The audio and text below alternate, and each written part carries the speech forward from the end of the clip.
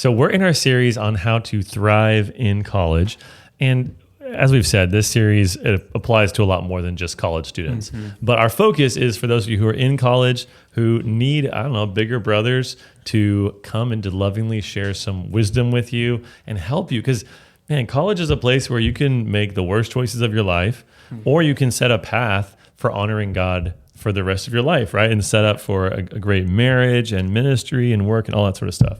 So how you do these 4 years of college are probably the most pivotal 4 years of your life. Yeah, I think so. And so it's important that as you're coming into an environment, a lot of you, that's very secular, it's very against what the Bible teaches, that you be actively thinking and planning, how do I honor God? How do I thrive in college? It's not going to happen without intentionality, right? So let's talk today about the big topic of dating. Yeah. How do we date without disaster? That's a tough one. So I want to start off. So obviously got Cody here.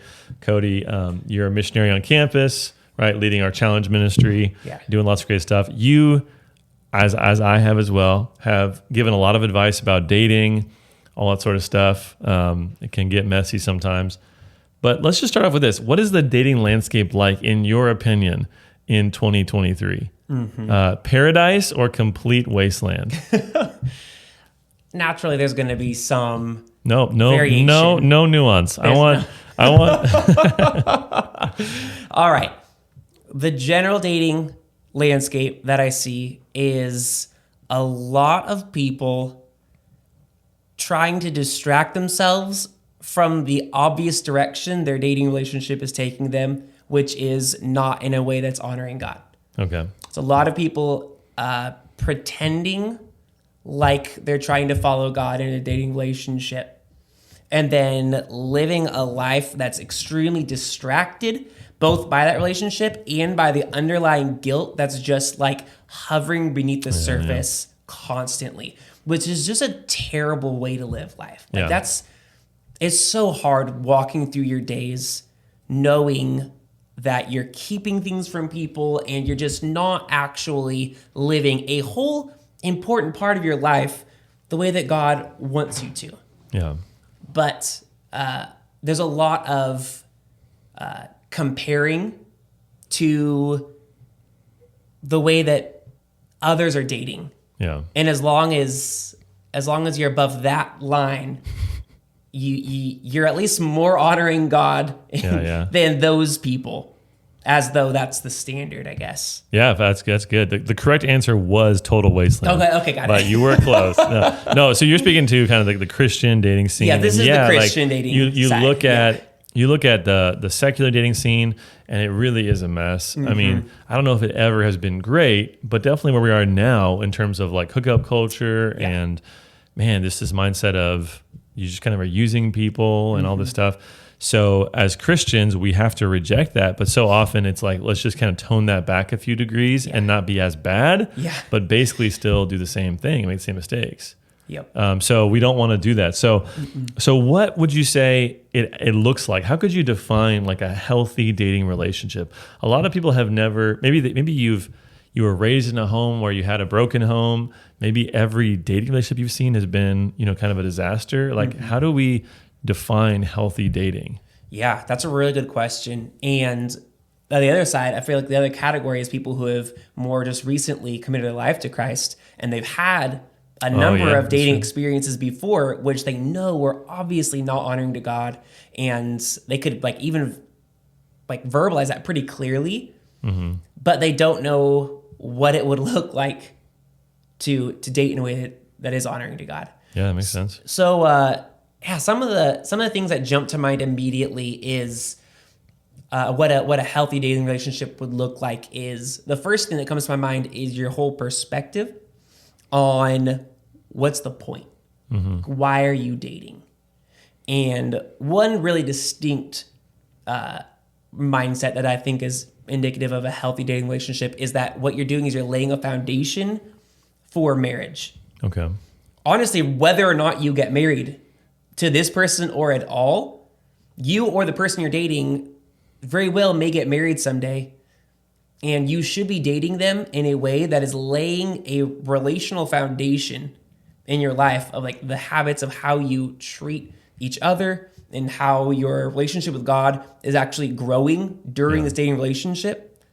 And it's building this foundation for a future marriage for either one of you, regardless of whether that is actually to each other or not. Well, okay, so if somebody comes to you and they say, maybe you're talking with someone you're discipling, and not that this has ever happened, but they have they start a relationship and you're like, oh, this is headed for disaster. And so you try to have a conversation with them and they say to you, oh, well, I'm not like wanting to marry this person. I'm not really interested in that. I just want to have fun.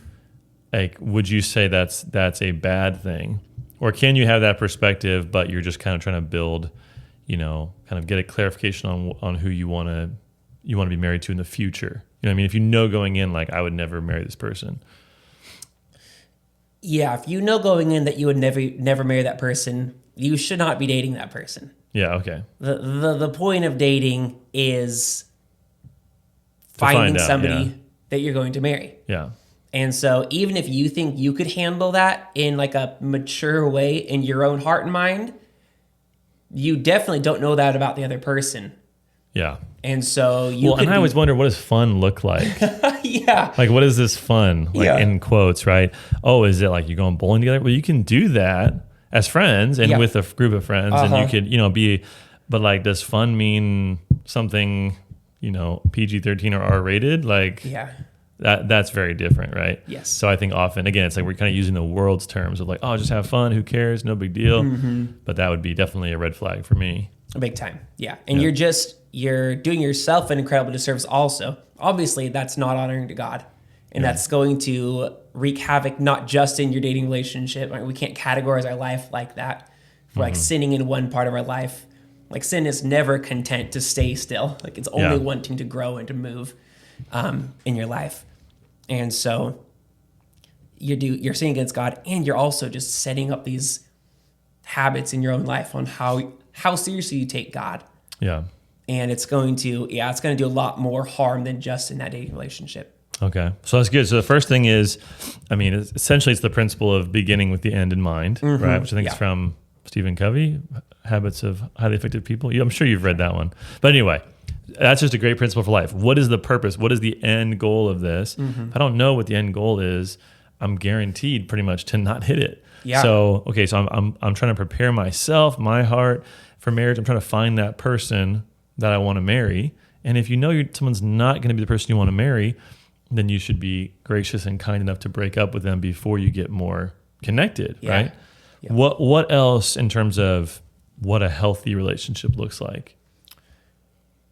I think both parties grow closer to God during that relationship, which is, I think that's really saying something, because a lot of people, when I've talked to them about what their dates look like and what their relationship looks like and how the kind of things that they talk about, with their significant other, if I ask them the question, right after you get done with a date, are you able to like pray to God, like on the drive home and feel like your relationship with God is like really clear, or even like maybe encouraged after that time that you'd spent together?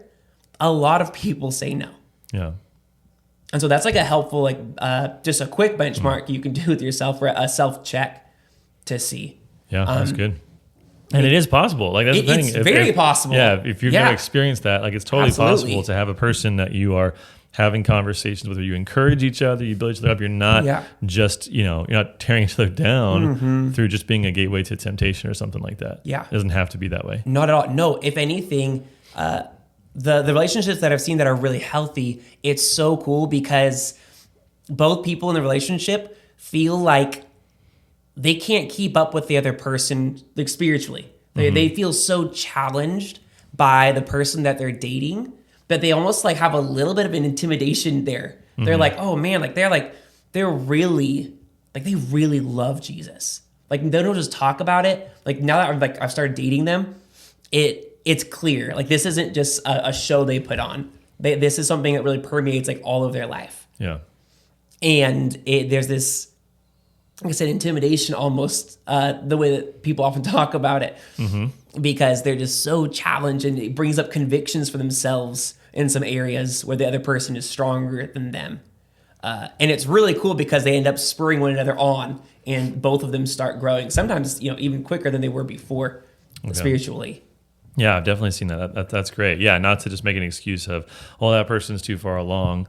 Like I've heard guys say that about girls. Oh, that she's too great, she's too mature. I'm like, well, that seems to be God telling you need to grow up, you need to mature, you need to get serious. Because if you're attracted to that person, if you want to pursue that person, but you're not essentially a good enough person, then get your act together. Stop making excuses. Absolutely. Nothing's stopping you, right? You can grow in God and you can grow in grace. Yeah. If you're ugly, that can't change, right? No, I'm just kidding. Just kidding. I'm sorry. Discouraging someone out there. Good. Anything else in terms of a healthy relationship that you would say kind of to define that?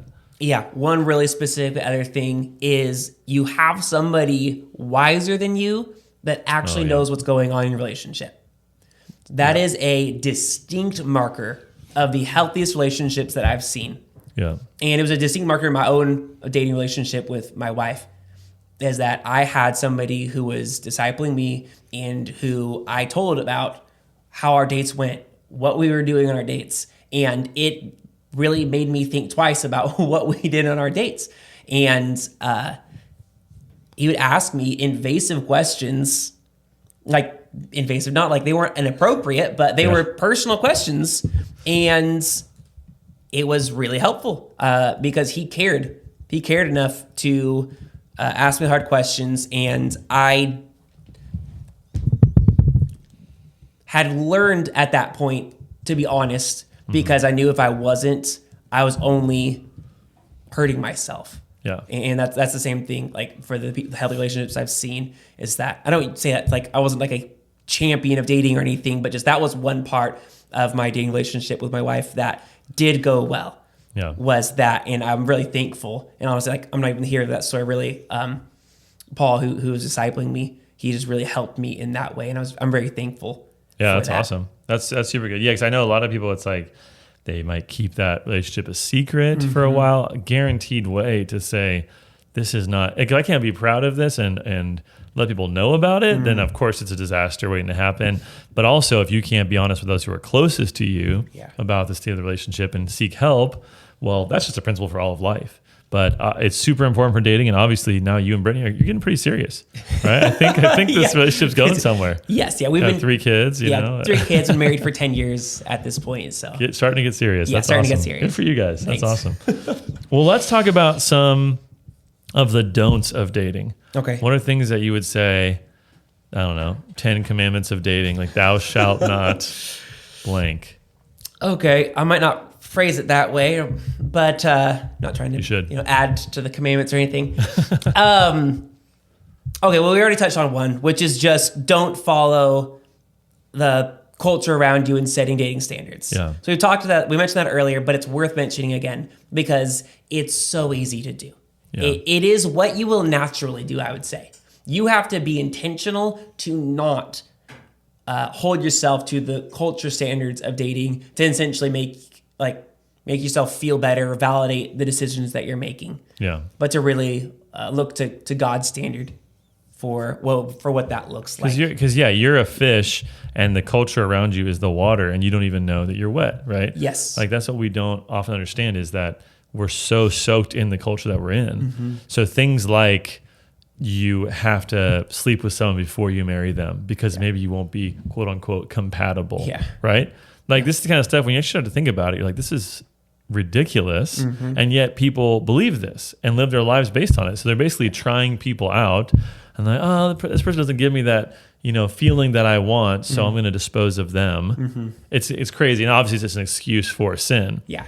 There's a lot of these standards that we have about dating, or we focus much more on shallow things. And, obviously what comes to mind when we think of shallow things are physical characteristics or outward appearance. Yeah. But I think women especially can also be very shallow in terms of, the personality, or do they make me feel special, or, like that kind of stuff is just as shallow and as stupid. Yeah. Like, are we basing it on their character and who they are?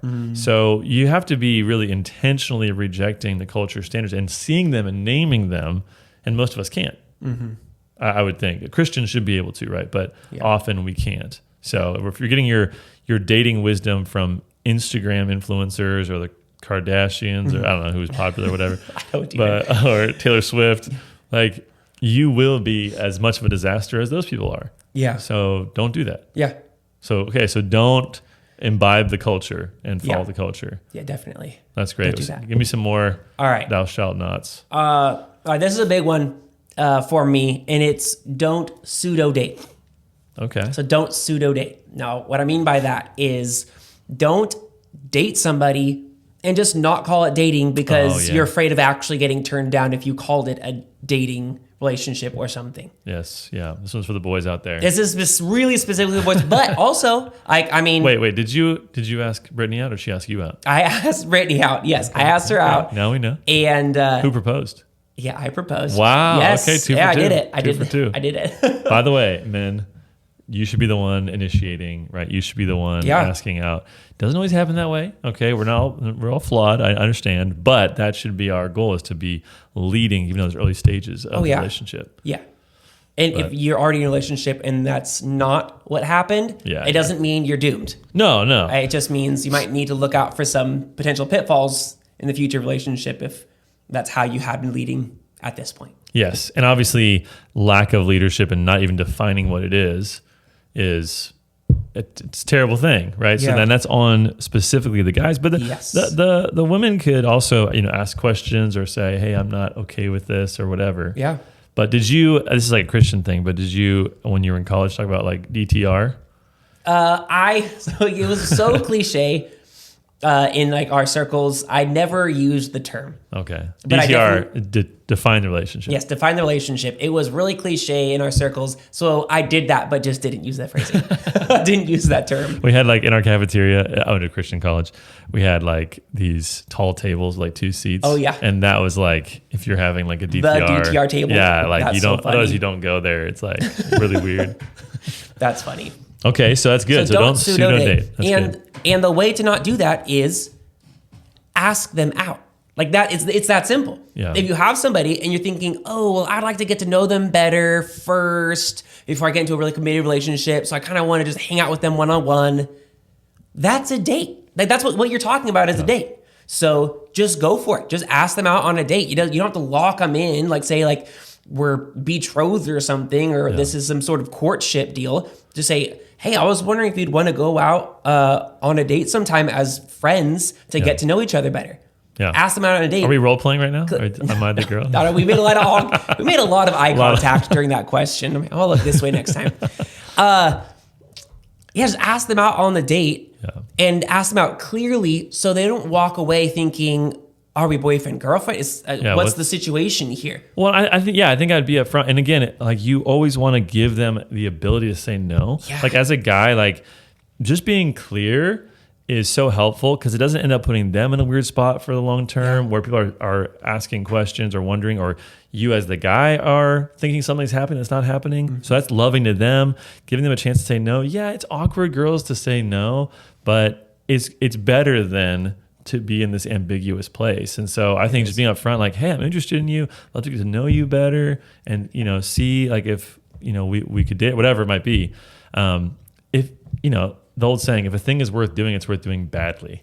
So just go for it, guys, fumble through it, but try to be clear and be honest and upfront. Mm-hmm. And then on the flip side, women, if the answer is no, then say the word no. Yeah. Don't be super vague about it of like, oh, I don't know, maybe next week. When what you really mean is, hey, like that's, you can be gracious too. Mm-hmm. That's really flattering. Like you're a friend, but I don't see you that way. And no, thank you. Something like that. Definitely. I think guys can handle that, Well, and here's the thing. If you're a guy and you're like, I don't know if I can handle that, then maybe you're just not ready to date yet. Yeah. If you're not ready to hear the no, then I don't think you're ready to date. Yeah. You're not really very manly. You need to do some maturing. Yeah. And if that's where you are, okay, like that, just embrace that. Be like, that's where I am. I'm not going to ask someone on a date right now. I need to do some maturing before I'm ready. And if you've been through, maybe you've had some tough relationships, you've been rejected, whatever. Mm-hmm. Like this is how you mature and grow and learn. Yeah. And I believe that for most of the people listening to this, if you have a desire to be married, then it's very, very likely God has someone already picked out for you, but it's going to require you to take a risk, right? And you to do the hard thing. And if you just sit on your hands and make excuses, then you're never going to live in that blessing, I guess. So you have to take the risk. For every good thing in life, you got to take a risk. Yeah. Yeah, that is, I've heard that from quite a few guys today. I don't want to ask clearly because I don't want the answer to be no. Yeah. But if the answer is no, it's better that you know that. Because that way you're not hung up on this girl that's not interested in you. And so reality is your friend. You're going to save yourself a lot of time and money. Yeah.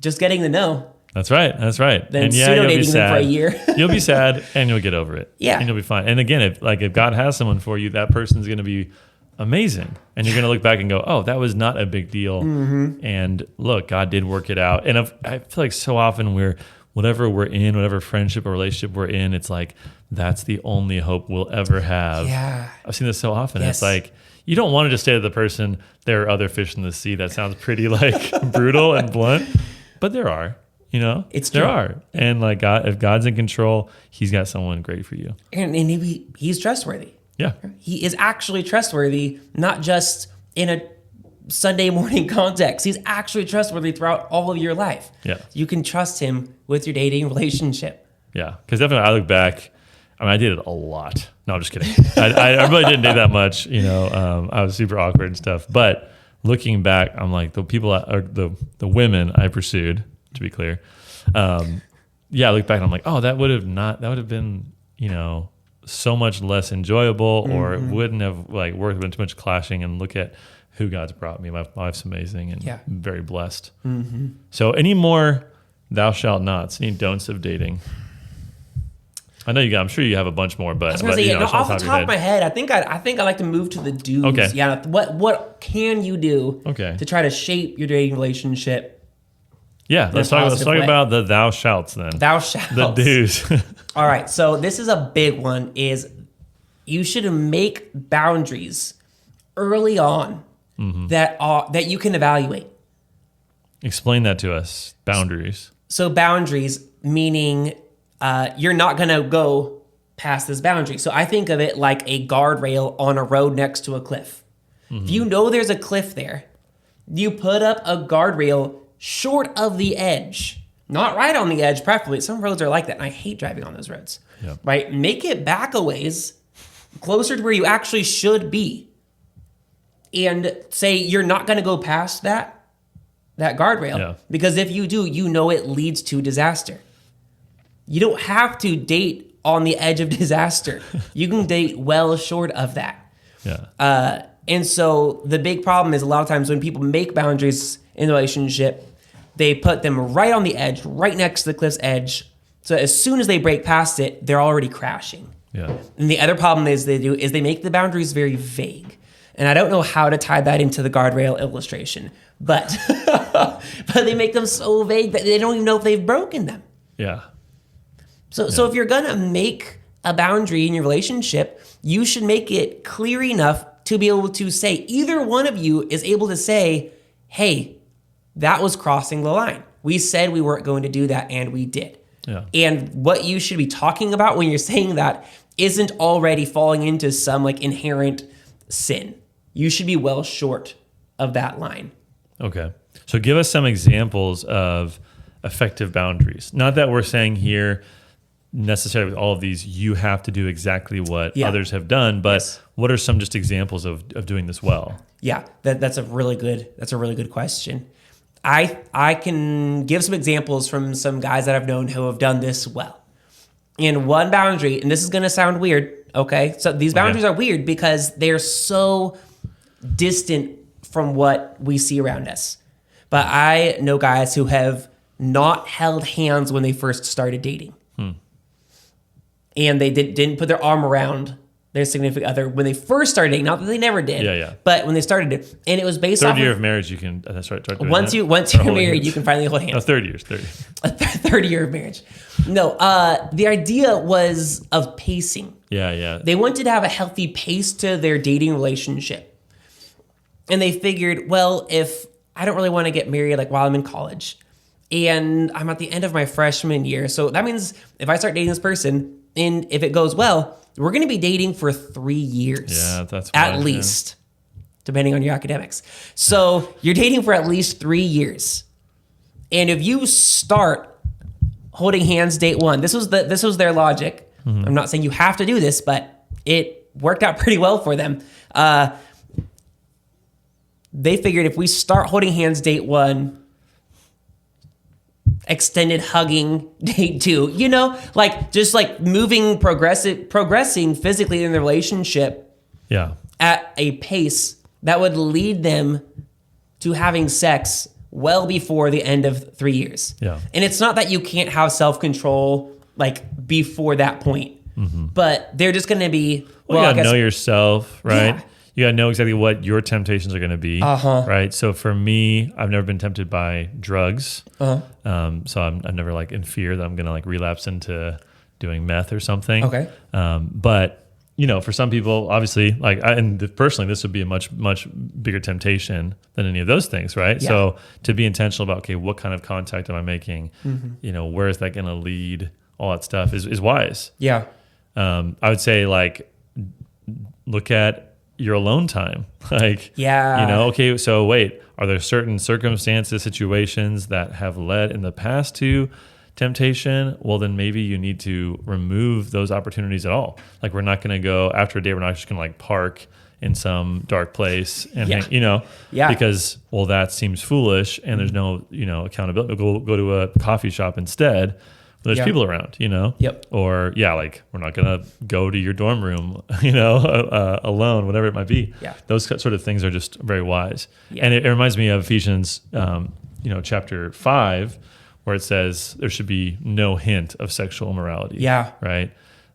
Not that you just kind of dabble with it or you're okay with a little bit of it, but to completely avoid that. So good. So what are some other do's of dating?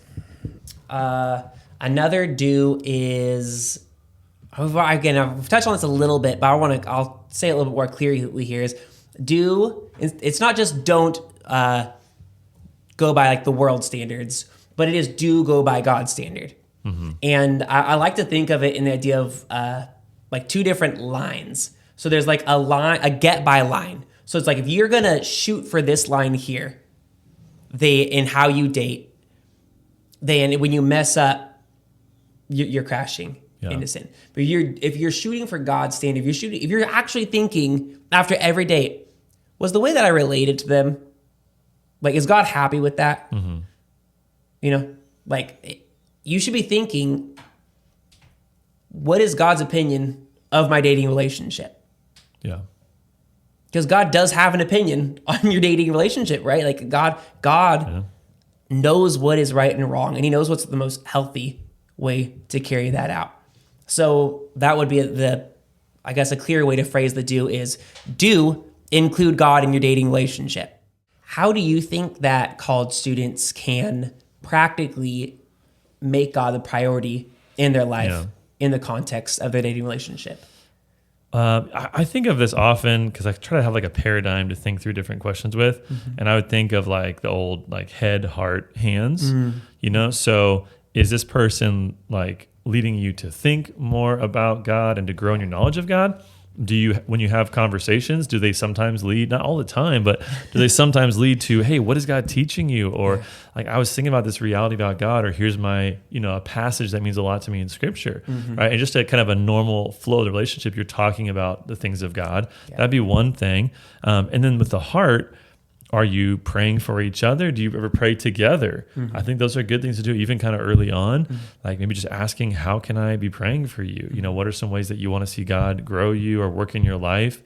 So is this person helping you to think, more like God wants you to think and what honors God? Are they helping you to live, in your inner self and your emotions, all that sort of stuff in a way that honors God and looks to God? And then with your hands, are they helping you to serve God more? Yeah. Because if you might marry this person, right? And often you just kind of fall into marrying them because you've dated them for so long, and there's like no one else, right? So you don't want to like think early on, can I serve God better with this person? Do they encourage that? Well, if I say, oh, hey, I can't hang out this one night because I'm going to be serving in my ministry or in church, what's their reaction to that? Are they upset by that? Oh, that's so because good. how's it going to be when you're married? Yes. And you say, hey, I want to spend a half an hour in time with God. Are they going to be like, no, you need to be doing this or time with me, whatever. Yeah. Are they serving alongside of you maybe? Or it might be unwise at first. Maybe, you don't want to be too close side by side, but I think finding ways that you can encourage and foster a heart for service and making that part of your life that's essential. Yeah. Because otherwise, what are you going to do when you're married? You know, 30, 40, 50 years of marriage, can you actually serve God with this person? Yeah. Because I know for me, I had a guy I really love give a speech to me one time about my dating relationship, but he said that he wanted, I remember the phrasing, it was pretty funny. He's like, Laura should be the wind beneath your wings. So that was super funny because it's like a Michael Bolton song. But and honestly, it's like over the years, she has been that. So I could never have started GCC. I'm sure you could have never started Challenge. Yeah, definitely. If your wife had not just been a complete awesome stud babe, whatever, like behind you, encouraging you. I'm going to finish my doctorate sooner or later. And the reason, like, she deserves that doctorate more than me because she did all the hard work of taking the kids. And when I said to her, like, hey, should I just quit this? And like, there's a lot of things we got to do. She's like, no, stick with it. So anyway, I could give more examples, but man, my wife has really raised the level of everything that I do. And she doesn't care if she gets the credit for it. Like, she just wants God to be honored. Yeah. So is that happening in your dating relationship? So head, heart, hands is one way to think of it. That's awesome. Yeah. Yeah. Well, I would have one more do of dating. Okay. Which is, I think you should have fun. Oh my goodness, yes. I think you should enjoy it, right? Yes. Obviously, we're talking about a lot of heavy stuff and all the pitfalls, and there is scary stuff. But man, if you're setting up good boundaries and you're with a great person, like do fun stuff, get to know them. Like, this is one of God's great creations. Like, get to learn about them and have fun in that experience. And it's going to be way more fun if you can look forward to, whether you get married or don't get married, that you can leave each other better off than when you started dating, right? That is fundamental to it, but it protects and guards that relationship. Yeah. But yeah, have fun. Do fun stuff together and get to know each other. That is such a good point. I'm so glad you circled back to that, because that was exactly my experience in dating. Was so thankful God gave me some wise people who gave me a lot of this advice when I had started dating. And the result was that Brittany and I, my wife and I, had a lot of fun dating. Yeah. Like, we had such a fun time dating. And we just, I think, naturally didn't have as much drama as a lot of people. Again, we didn't do it perfectly. Not saying that by any means. But there is really enjoyable, tangible fruit from following God in every area of your life, including dating. And being married for the last 10 years has been a blast. Yeah. It's so much fun. And so, yeah, it's like the reason that you put up guardrails, for example, like with that idea, is because there's something to guard. Because you value that person and your relationship with them.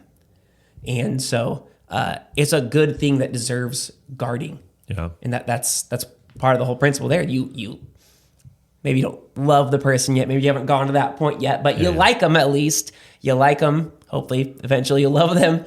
And you have fun with them and enjoy them. Yeah. And it's not marred by the things, it's not marred by sin. Yeah. By twisting something that God actually wants to be good in your life.